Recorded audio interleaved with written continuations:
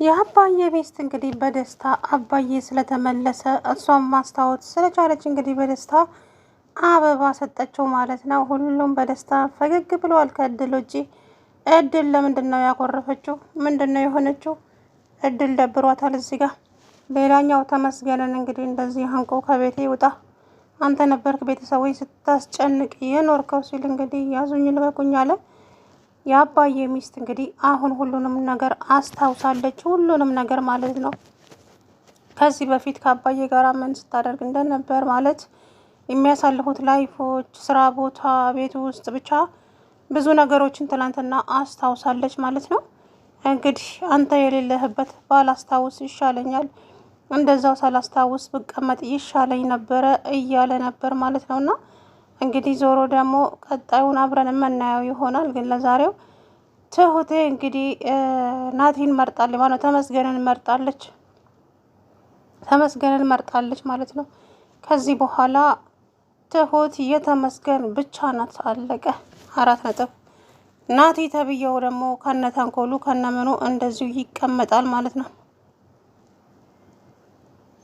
ከዚህ በኋላ እንግዲህ ምንም የሚፈጠር ነገር አይኖርም።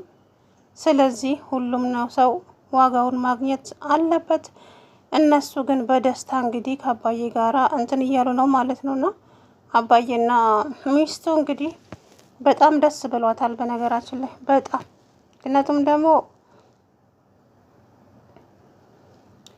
ምክንያቱም ደግሞ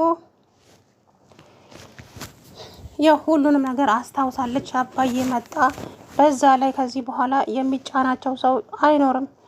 ናቲ ተብዬውም አሁን ስርዓቱን ይይዛል። የአባዬም እንግዲህ ሚስቱ አሁን ኃይለኛ ተቆጣጣሪ፣ ቤቷ ውስጥ ማን መምጣትና ማን መምጣት እንደሌለበት እያንዳንዱን ነገር እንትን ትላለች ማለት ነው። ከዚህ በኋላ ውልፍጥ የለም። ናቲ እንደ በፊቱ እወጣለሁ እገባለሁ የሚል ከሆነም እሱም ከባድ ነገር ነው የሚፈጠርበት ማለት ነው። ስለዚህ ናቲ ከዚህ በኋላ እንደፈለገው እዛ ቤት የመዝለልም ሆነ የምን ማለትም መናገርም ወላደ የለውም። እንግዲህ አባዬን ሚስት ትናንትና በተኛችበት የሆነ ነገር ሊያደርጋት ፈልጎ ነበር። ትሁቴና እድል ደረሱ። ከዛ በኋላ ደንግጦ እኔ እኮ ትራሱ ስላልተስተካከለላት ምናምን ብሎ ብቻ ቀባጠረ የሆነ ነገር ማለት ነው። እናንተ ምን ቤት ነው ምን አገባህ አለችው። ታዲያ እድል ጥምድ አድርጋ ይዘዋለች።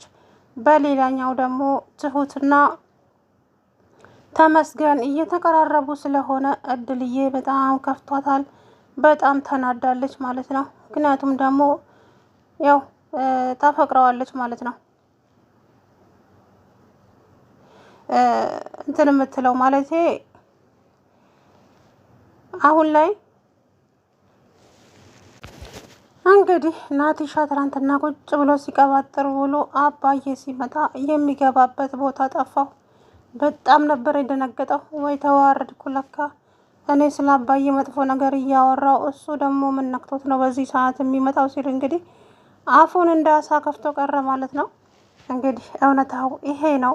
አቶ ናቲ ከዚህ በኋላ ከባድ ችግር ውስጥ ነው የሚገባው ማለት ነው።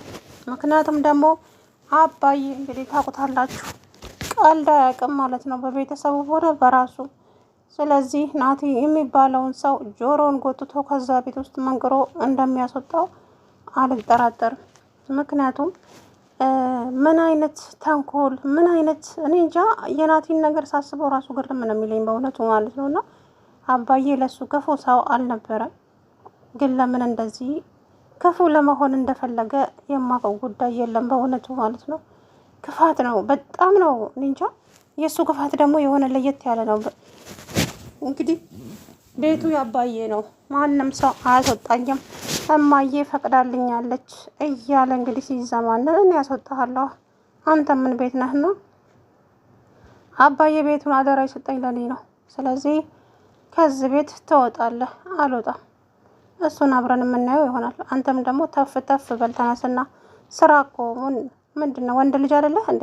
ምን እንደ ሴት ልጅ ቤት ውስጥ ትዘፈዘፋለህ? ሴት ልጅ እንኳን በዚህ ሰዓት ቤት ውስጥ አትቀመጥም ሲለው እንግዲህ ተመስገን የናቲን ጨጓራ ቅጥል ድብን ነው ያደረገው። በዛ ተናዶ እንግዲህ ወጥቶ ሄደ ማለት ነው። ከዛ በኋላ እንግዲህ ወጥቶ ከሄደ በኋላ ቲናን መንገድ ላይ አገኛትና አንቺ ቆይ ምንድን ነው እሱ ሀሳብሽ ሲላት ተነሳባት። ምን የምን ሀሳብ? እንግዲህ ምንም ማድረግ አይቻልም።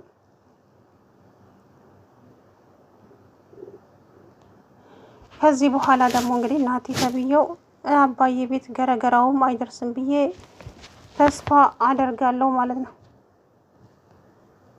እና ናቲ ትናንትና ያደረገውን ነገር እንግዲህ ከዚህ በኋላ ደግሞ እንግዲህ አብሮ የሚሆነውን ነገር አብረን ነው የምናየው። ምክንያቱም ደግሞ ምንድን ነው ተንኮሉ በቃ እያደረገ ያለው ተንኮል አባዬ ላይ እያደረገ ያለው ምቀኝነት ብቻ አባዬ እንዲጠፋ አባዬ ቁልቁል እንዲሄድ ብቻ እንደዛ ነው የሚፈልገውና ከዚህ በኋላ ግን እንግዲህ አባዬ መጥቷል። ትላንትና እንግዲህ ምን ሲያወራ እንደነበረም አባዬ እርግጠኛ ሆኜ ነው ይደርስበታል። በቃ አባዬ ሳይደርስበትም ሳይሰማውም አይቀር። ትላንት እያወራ የነበረውን ቤቱ ይሸጣል ቤቱ ይሸጣል ምን ይሆናል እያለ ነበረ ማለት ነው። ከዚህ በኋላ ታዲያ እንግዲህ አንተ ማነህ በቤቴ ፈላጭ ቆራጭ ያደረገህ ብሎ ሌላው ይችላል አባዬ ማለት ነው። ስለዚህ ከዚህ በኋላ ደግሞ ምን እንደሚመጣ እንግዲህ ያው ማሰብ አይከብድም። እውነት ለመናገር የሰው ልጅ ክፋት በዚህ ልክ ለምን እንዳስፈለገ ነው ግራ የሚገባኝ በእውነቱ። ለምን እንዴ ጭካኔ፣ ምቀኝነት በተለይ ለአባዬ እያሳየው ያለው ጥላቻ ከፍ ያለ ነው ማለት ነውና ዞሮ ከዚህ በኋላ ደግሞ እንግዲህ የሚመጣውን አብረን የምናየው ነው የሚሆነው። እንግዲህ አባዬ ትናንትና ወደ ቤቱ በመመለሱ በጣም ደስ ብሎኛል። የምር ደህና ዋላችሁ ልጆች ብሎ ሲገባ እንግዲህ የሚገባበት ነበር የጠፋው። በእውነት በጣም ነበር የደነገጠው እንግዲህ በጣም። ስለዚህ አሁን አባዬ በሰላም ወደ ቤቱ ተመልሷል። ተመስገንና ቲና እንግዲህ ጀግኖቹ ታሪክ ሰርተዋል ማለት ነው። ከዚህ በኋላ እንግዲህ የሚጠበቀው አባዬ ራሱን ማስከበርና እዛ ቤት ማን እንደሚኖር ማን እንደማይኖር ጠንቅቆ ለይተው ማወቅ አለበት እንጂ ናቲ ተንኮሉን እንደዚሁ ነው የሚቀጥለው እውነት ለመናገር ማለት ነው። ስለዚህ ከዚህ በኋላ ምንም ሴትይቱ ራሱ ኃይለኛ ናት፣ የአባዬ ሚስት በነገራችን ላይ። እድልዬም ደግሞ እንግዲህ ቤተሰቦችንም ማግኘት አለብኝ ስራም መስራት አለብኝ ብላ አለች ማለት ነው። የኔ ልጅ ከዚህ በላይ ራስ ወዳድ መሆን አልፈልግም፣ ራስ ወዳድ መባልም አልፈልግም። ስለዚህ አንቺ ልጄ ነሽ እማዬ፣ አንቺ እኮ እናቴ ነሽ። ግን ያ ማለት ስራ አልሰራም ማለት አይደለም። በቃ እናቴ አንቺ ነሽ አለቻት እድልዬ። አውቃለሁ እኔ ነኝ እናትሽ። ስራውን ባሰሪውስ? ለምን እማዬ ግዴታማ ስራ መስራት አለብኝ፣ ያለ ስራማ እንዴት ይኖራል አለቻት። ከዛ በኋላ እንግዲህ እሷም እሺ አለች። እንግዲህ ተስማሙ መሰለኝ። ትሁቴም ደግሞ እባክሽን እድል የትም አትሂጂ እዚሁ ሁኚ አለቻት። የት? እዚሁ ሁኚ እባክሽን እድል የትም እንዳትሄጂ፣ በቃ እኔና አንቺን ተስማምተን የለ እንዴ? ስለዚህ እዚሁ እንሆን እባክሽን አለቻት። ከዛ በኋላ እንግዲህ እድል እንደምንም ብላ እንግዲህ ተስማምቻለሁ፣ እሺ ያልሽውን እናደርጋለን ተባብለው ቁጭ አሉ። ትሁትና እድል እንግዲህ አንድ ላይ ቁጭ ብለው ሲሳሳቁ ናቲ ተመልሶ መጣና ምን ተገኝቶ ነው እንደዚህ የምትስቁት እያለ ከዛ በኋላ እንደው ደስታ ብቻ ዛሬ በጣም ደስ ብሎናል አለች ትሁቴ። እንግዲህ ትቸኩላለች። ከዛ በኋላ ምን ተገኝቶ እስቲ ንገሩኝና እኔም አብሬያችሁ ልደሰት አላት። ከዛ በኋላ ላገባ ስለሆነ ነው ብቻ የሆነ ነገር አለችው። ከዛ አባዬ ሊፈታ ነው አባዬ ሊመጣ ነው ብትለው የሆነ ነገር ያደርግ ነበረ። ገብቷቸዋል አይደለ? ስለዚህ ያንን ነገር እንዳይሆን ቶሎ ብላ ነገረችው ማለት ነው። እና ከዛ ሁሉም ነገር ተስተካከለ ማለት ነው።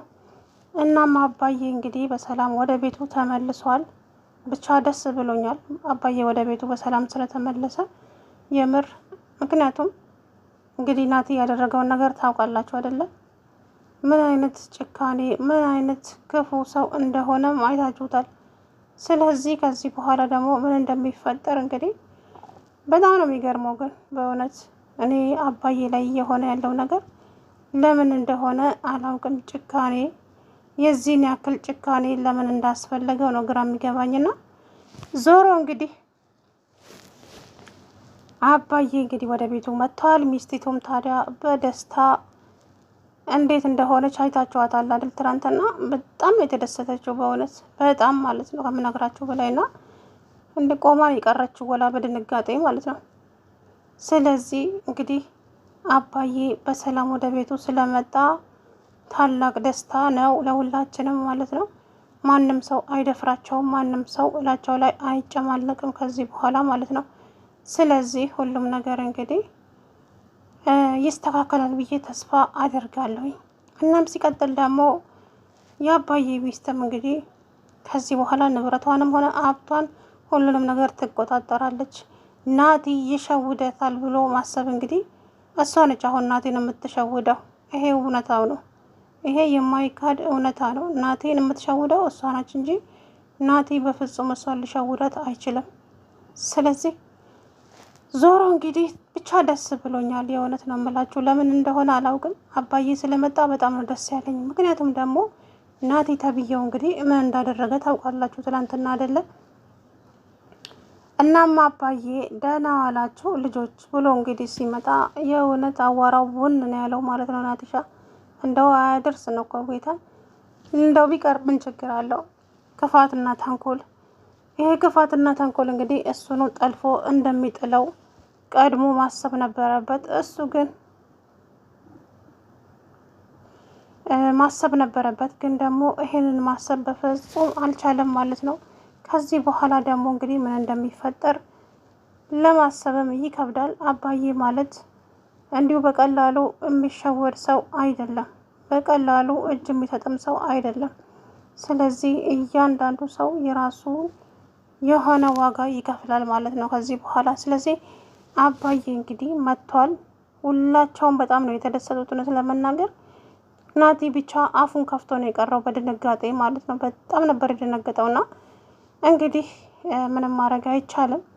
አንዳንድ ጊዜ ሰዎች ጥሩ ስትሆንላቸው ምላሻቸው ሌላ ነው የሚሆነውና ይሄንን ነገር ደግሞ እንግዲህ ፈጣሪ ብቻ ልቦና ይስጣቸው ነው የምለው። ለክፉዎቹ የምለው ነገር የለኝም።